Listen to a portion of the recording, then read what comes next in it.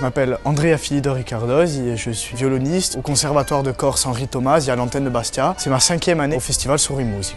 Andrea, ça doit faire 4-5 ans. Il me fait comme ça derrière la caméra, donc je dirais 4. Je vais pas le contredire quand même. En dehors des cours, on est entre guillemets plus copains quoi. Mais bon, au cours quoi, je suis un peu plus exigeant. C'est pas juste ça, hein.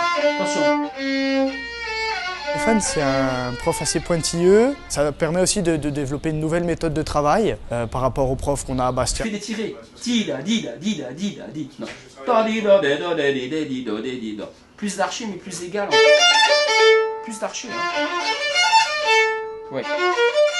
Le fait de travailler du classique, ça permet de développer donc des compétences techniques pour pouvoir jouer plus facilement des musiques traditionnelles et donc de prendre plaisir à les jouer, de pouvoir faire danser les gens. Moi, c'est ce qui me plaît dans la musique traditionnelle.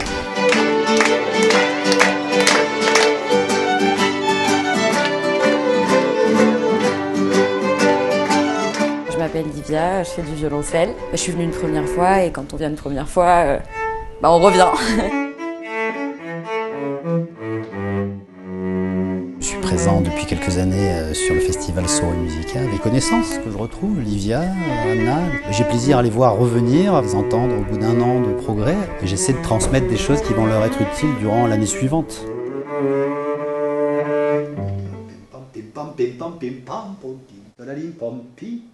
Là, tu vises quelque chose qui a un relief.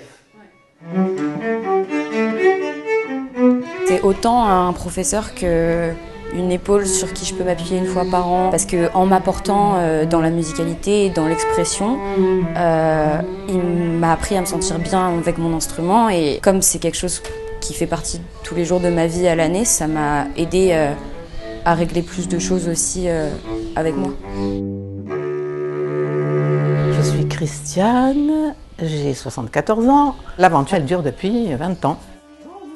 J'ai commencé la première année du festival en 2004 et je suis toujours là.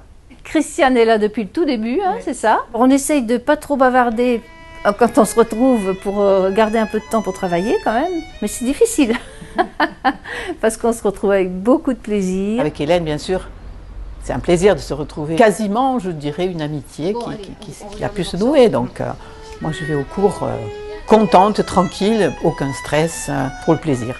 Ouais, c'est ça le problème. Toujours le problème. Hélène, elle est vraiment là pour dire allez Christiane, allez vas-y, mais oui tu peux, mais fais comme ci, fais comme ça. Elle est pleine de conseils, elle est pleine de bienveillance. Ouais, c'est mieux. Enfin, c'était pas très juste, mais voilà, tu vois, c'est mieux.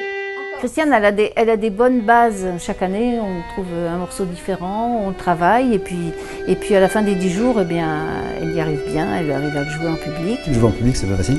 Donc plus on le fait, plus le geste est naturel. Il y a des concerts des étudiants tous les soirs, donc ils ont la possibilité de jouer beaucoup. On apprend, plus les jours passent, à être plus à l'aise à jouer en public. Ce que Eric m'a dit à mon premier cours, ça a été l'objectif de ce stage, ça va être de mettre en place une certaine confiance.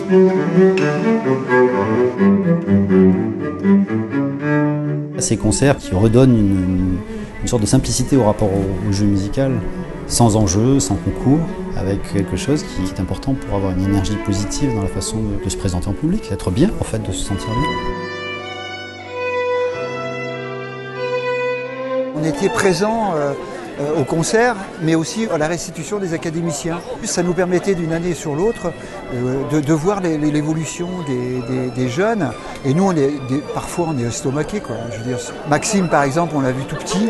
Et on l'a vu grandir non seulement en taille, mais aussi en expression artistique. C'est fabuleux. Ce qui fait que je reviens au festival, c'est parce que ça m'apporte énormément.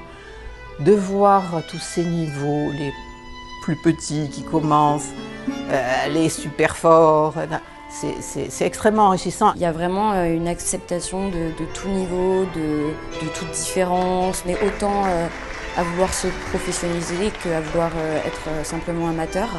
Et on se conseille de la même manière. J'essaie de traiter de choses qui vont servir à un amateur comme à un professionnel, là, notamment se sentir bien, être dans le plaisir de l'expression, se sentir libéré. Certains festivals, on pourrait penser que les gens sont là en compétition avec les autres, alors qu'ici, il y a surtout de l'entraide et du partage et beaucoup de plaisir.